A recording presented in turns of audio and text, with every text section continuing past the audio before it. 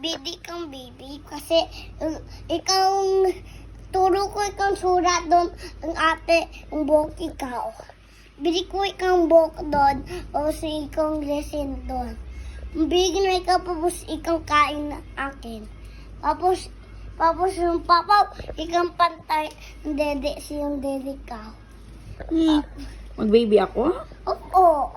Sino mag-take care sa baby? Ate. Kami. Ate. Kayo ni ate? Opo. Paano? Sino magligo sa baby? Ikaw. Ako. Akong ring tulo ang ligo siya.